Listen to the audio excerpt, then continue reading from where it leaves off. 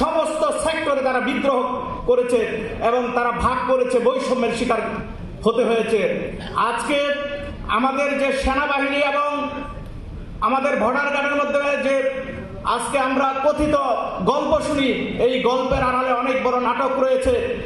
একই সাথে আমাদের 57 জন চৌকস আর্মি অফিসারকে হত্যা করা হয়েছে, একই সাথে তাদেরকে বিডিআর বিনা অপরাধে বিভিন্ন সেক্টরে বিডিআররা ছিল, তাদেরকে পানিশমেন্টের আওতায় নিয়ে গেছে।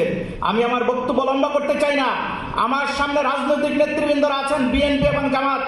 আমি বিনয়ের সাথে বলতে চাই, আপনারা এই বিপ্লবকে যদি ধরে রাখতে চান, আপনাদের ভূমিকা অগ্রণী, কারণ রাজনৈতিক ব্যক্তিরাই দেশ পরিচালনা করে।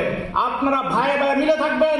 যদি মিলে থাকতে পারেন তাহলে এই আওয়ামী লীগ আর কোনোদিন ক্ষমতায় আসতে পারবে না। আর আমি পুলিশ ভাইদেরকে আহ্বান করতে চাই, আপনারা অবশ্যই পুলিশের ক্লিন ইমেজ ফিরিয়ে আনবেন।